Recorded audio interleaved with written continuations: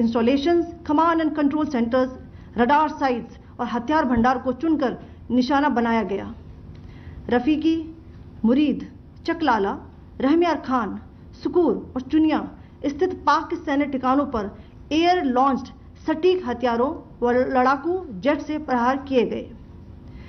पसरूर स्थित radar site और सियालकोट का एविएशन बेस भी प्रिसीजन एम्यूनिशन से टारगेट किए गए। इन कार्रवाइयों के दौरान भारत ने कम से कम कोलैटरल डैमेज की क्षति सुनिश्चित की। चिंता का विषय यह रहा कि पाकिस्तान ने लाहौर से उड़ान भरने वाले नागरिक विमानों की आड़ लेकर अंतर्राष्ट्रीय हवाई मार्गों का दुरुपयोग किया ताकि वह अपनी गतिविधियां छिपा सके।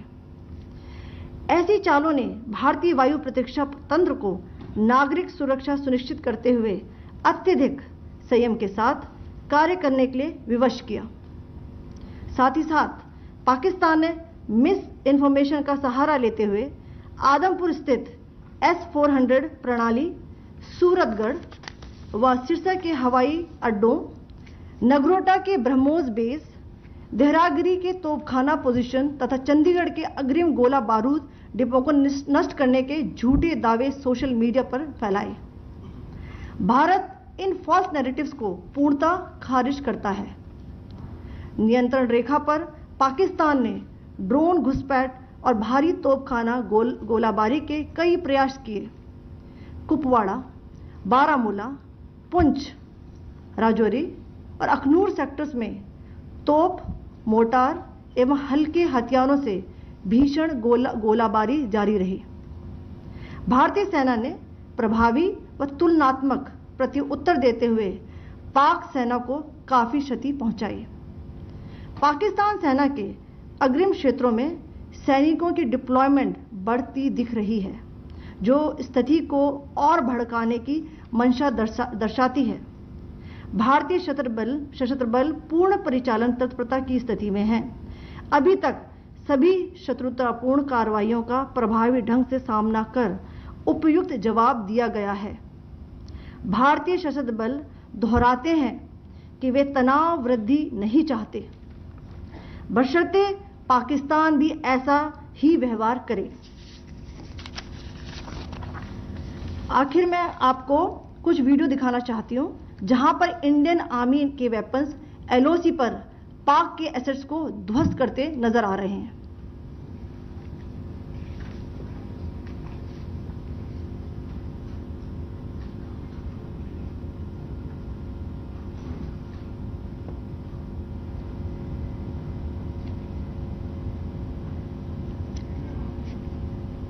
स्क्रीन में आप देख सकते हैं इस वीडियो को।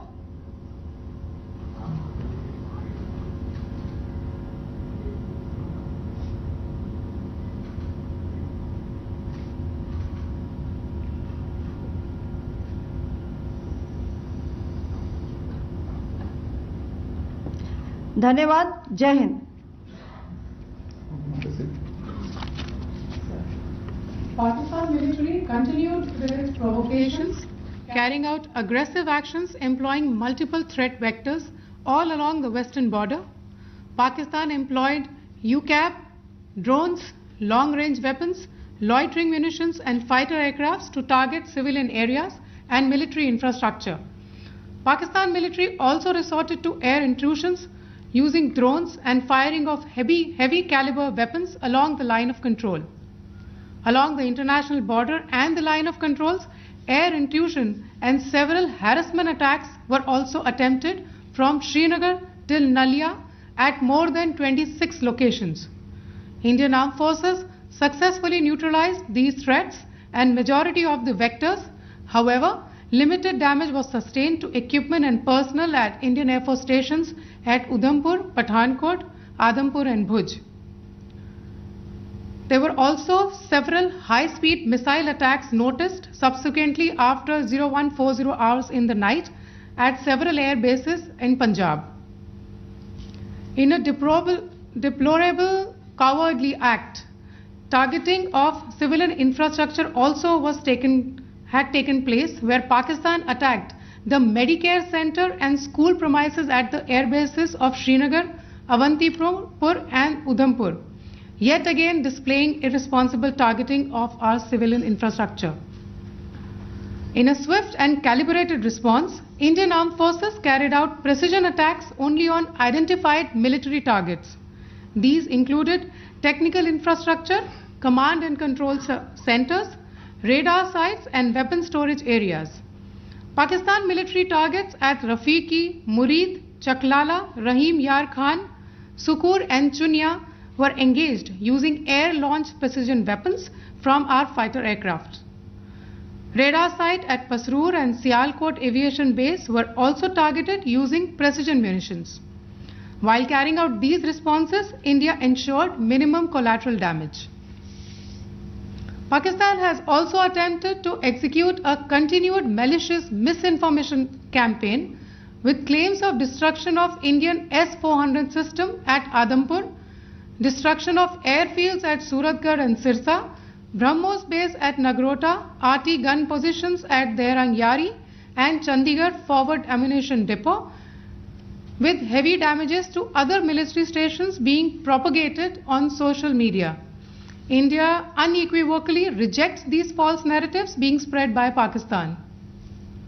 Along the line of control also, Pakistan has attempted multiple air intrusions using drones and conducted shelling using heavy caliber RT guns, targeting civilian infrastructure and killing some civilians. Heavy exchange of artillery mortars and small arm fire in Kupwara, Baramulla, Poonch, Rajouri and Akhnur sectors continued. Indian Army has responded effectively and proportionately, causing extensive damage to Pakistan Army. Pak military has been observed to be moving their troops into forward areas, indicating offensive intent to further escalate the situation. Indian Armed Forces remain in a high state of operational readiness. All hostile actions have been effectively countered and responded appropriately. Indian Armed Forces reiterate their commitment to non-escalation, provided it is reciprocated by the Pakistan military. At the end, I would also like to show you a few images of Air Force bases in the Punjab sector and Rajasthan sector, where it is mighty clear that we are debunking the Pakistani claims of causing destruction at these air bases. You can yourself see the normalcy in these Air Force stations. This is Sirsa, Suratgarh. The runways are intact.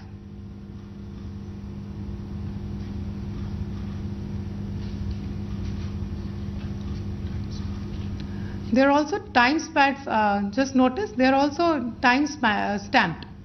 This is today.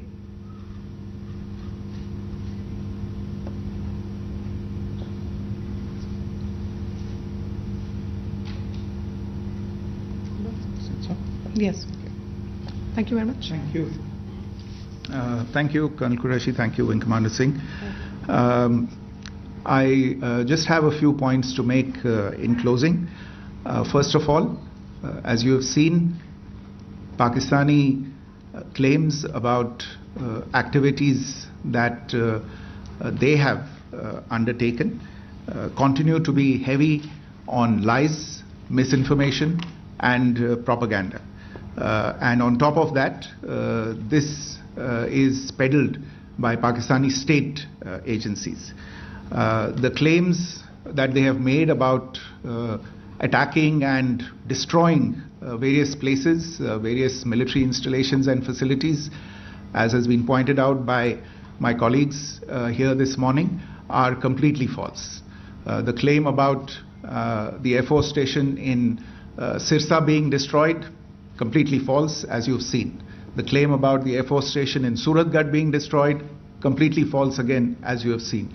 There's a claim that has been made that the S-400 base at Adampur was destroyed, completely false once again. Claims have been made about large sections of Indian critical infrastructure, power systems, cyber systems, etc. being attacked and destroyed, completely false. I would urge all of you and all those who watch this not to be misled by this tissue of lies that is being peddled by the Pakistani state for obvious purposes.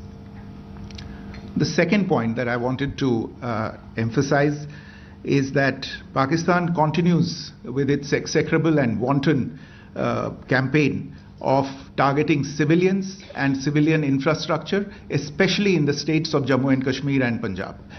There is also on its part a consistent attempt to sow discord between communities in India. As I said, there has been a particular focus in its targeting of civilian infrastructure and the population in Jammu and Kashmir and Punjab. Earlier this morning, Pakistan shelled the town of Rajouri, killing the additional District Development Commissioner Shri Rajkumar Thappa, adding to the civilian casualties and the damage in that state. We have also observed overnight damage to property and injuries to civilians in Firozpur and Jalandhar, among other places. Finally, as I said, Pakistani officials also continue to make ludicrous claims about India firing missiles towards Sri Amritsar Sahib. As I said, these lame attempts to divide India are doomed to failure. We have also seen in some of the remarks that have been shown on television that the Pakistani army spokesman seems to take great joy at the fact that the Indian public should criticize the government of India with regard to various issues. It may be a surprise to Pakistan to see citizens criticizing their own government. That is the hallmark of an open and functioning democracy. Pakistan's unfamiliarity with that, again, should not be surprising. And finally, there is this yet again completely ludicrous claim that Indian missiles have hit Afghanistan. Totally frivolous allegation, and I only want to point out that Afghan people don't need to be reminded about which country it is that has on multiple occasions in just the last 1.5 years targeted civilian populations and civilian infrastructure in Afghanistan. Ladies and gentlemen, as you would have gathered from this morning's briefing, we are dealing with an evolving situation. Accordingly, today we don't have the time to take questions, but we will continue to update you on this situation as we go along. Thank you all very much for joining us this morning.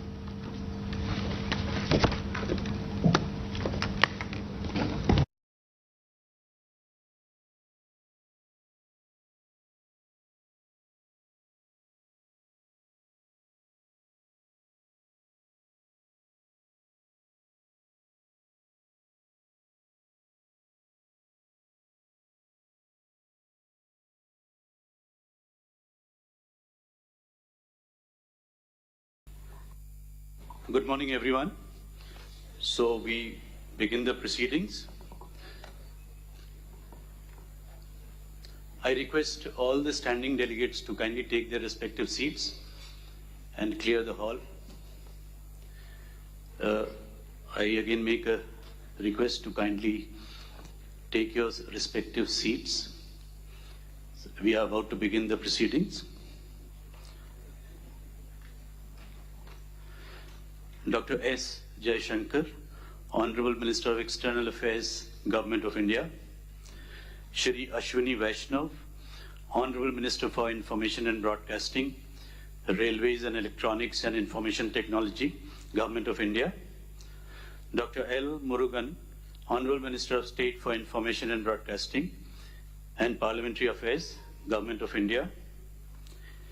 Honorable Ministers, Excellencies, Ambassadors, High Commissioners, and distinguished delegates of the participating countries of this Global Media Dialogue,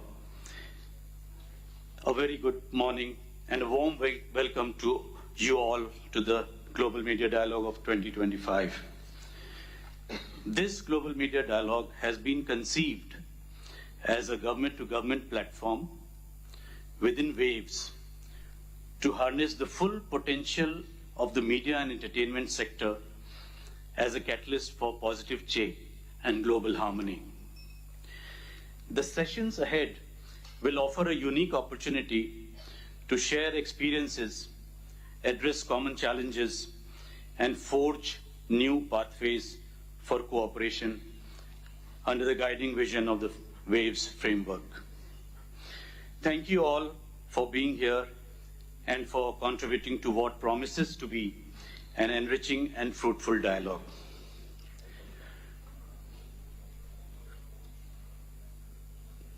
It is my honor to invite the honorable chairs now to deliver the opening remarks. May I request Honorable Minister of Information and Broadcasting, Railways, Electronics and Information Technology, Government of India, Shri Ashwini Vaishnav ji, to deliver the opening remarks for today's session. Sir. Thank you. Honorable Minister for External Affairs and my senior colleague, Dr. Jayashankar, my colleague in the Ministry of Information and Broadcasting, Dr. Murugan, Secretary Jaju, Excellencies from across the world, Honorable Ministers and distinguished delegates. Namaste. Wish you all a very warm welcome to Mumbai. I hope the city is treating you well. This is the city of dreams, as we say in India. My friends, it's a privilege for India to convene the first ever World Audio Visual Entertainment Summit, WAVES, and initiate the global media dialogue on this fabulous world of creativity. Friends, we meet at an inflection point. Technologies are reshaping how we tell stories, how we create content, and how content is consumed. Globally, the media and entertainment industry is valued around $3 trillion US dollars, but its true value goes far beyond the numbers. The true value lies in the empathy that it creates, in the ideas that it conveys, and in the future that it helps us imagine. Today we invite you to help widen this bridge into an expressway of ideas. We can clearly see three anchors for our dialogue: creativity, culture, and collaboration. First, creativity. Creativity transforms imagination into shared experience. As a government, we must provide a fair chance for everyone to showcase their story to the world. We must incentivize local content promotion and enforce IP rights in a proper framework, among other things that we need to do in creativity. Second, culture. Culture inspires creativity and it connects people across borders. We must support policies that preserve and promote all cultural forms. Focus is shifting towards local stories, the local culture, and we aim to build people-to-people and country-to-country exchanges. Third, collaboration. Friends, nothing happens in an island. We all have to collaborate for common success. We believe that tie-ups, collaborations between government, industry, and creators, and government to government, these collaborations have a huge value. Practical steps in this include co-production treaties, easing licenses, easing talent movement, having joint funds, having jointly created standards, and clear rules for the upcoming technology. Excellencies, the expected outcome of this dialogue is a constructive declaration. A draft global media dialogue declaration has been shared with your offices. I thank you from across the world are working on it. This draft declaration captures our shared goals: bridging the digital divide, preserving cultural diversity, and fostering fair and innovative markets. Today's roundtable is a chance to shape the text so that it reflects every region and every aspiration. Thank you, Excellencies. We look forward to hearing your thoughts. Thank you. Thank you, Honorable Minister. Now it is my privilege to invite the Honorable Minister for External Affairs, Government of India, Dr. S. Jayashankar, to share his opening remarks. Sir. Thank you very much. my ministerial colleagues, Ashwini Vaishnav ji, Murugan ji, Excellencies, distinguished guests, ladies and gentlemen. It is a great pleasure, great honor to address the Global Media Dialogue of the first WAVE Summit. And I thank the ministers and distinguished heads of organizations and all the delegates from across the world for your participation and presence here today. We have a microcosm of the global community at WAVES. Content creators, policymakers, actors, writers, producers, visual artists, and others.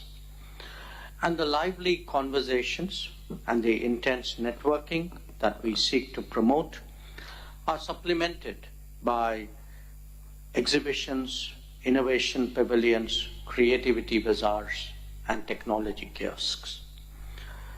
This conversation at the beginning of day 2, however, holds a special significance because we are discussing as policymakers the contours of the emerging environment.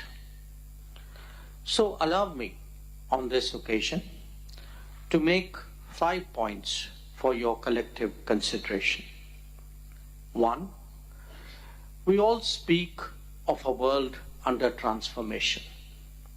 It is vital to recognize that the process of change actually has a strong cultural dimension. The truth is that the world is intrinsically and essentially diverse, and that pluralism has been suppressed in the past by both colonialism and big power dominance. As we seek now to democratize the international system, it is not enough to just assert political and economic independence. It is equally essential that we give voice to our traditions, to our heritage, to ideas, to practices, and to our creativity. There are many voices, many experiences, and many truths that make up our world. Each one has a right to express itself and must be facilitated to do so. 2, that is best done by harnessing more effectively the power of technology. In its application and evolution, we must be guided by the belief that modernity is not a rejection of the past, but a constant quest built on human achievements. For that reason, technology and tradition must go hand in hand. In many ways, technology can strengthen awareness of our vast heritage and deepen consciousness about it, especially for younger generations. We also bear in mind that innovation is key to the leapfrogging that will create a developed India by 2047, what we call Viksit Bharat. 3, as the world comes closer, we can contemplate both a global workplace and a global workforce. Both digital connectivity and physical logistics make this a growing reality. But we need accompanying shifts in mindsets, frameworks, policies, and practices. Remember, neither talent nor tasking will be stationary. Smoother mobility can certainly contribute to stronger creativity. 4, every era has its own mode of communication, of storytelling, of entertainment, and of its pastimes. We have seen it evolve from the oral and the written to the visual and the digital. Today, there is a surfeit of information, and the challenge is actually how to get attention. This challenge is what will make ours an age of creative comms, of creative sports, of creative collaboration. And it is particularly important that young talent is made ready for it including through skills diffusion. And finally, 5, we all sense, we all know that the era of AI holds possibilities beyond imagination. Never before have we visualized such deep changes across such vast domains. Never before can we combine innovations from such diverse fields so effectively.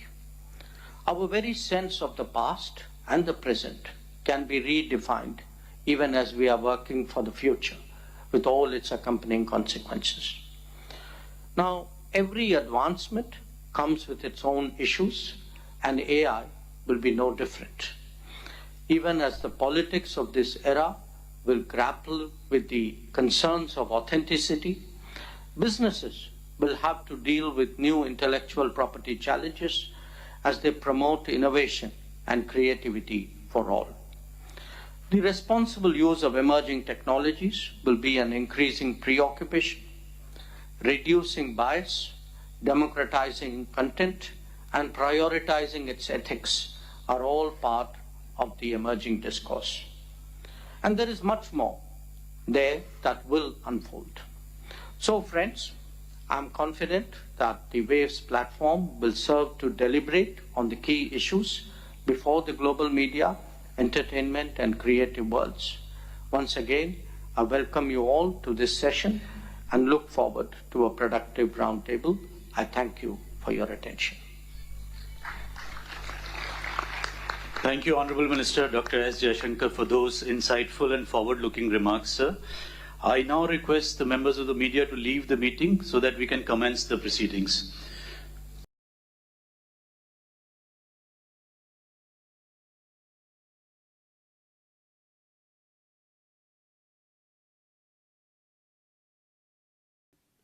Good afternoon, friends. I welcome you to this special briefing by Secretary ER Shri Dammu Ravi on the ongoing state visit of the President of Angola. We also have with us Shri Sevala Naik Mude, Additional Secretary, who looks after Angola and other countries in Africa, as also our Ambassador to Angola, Dr.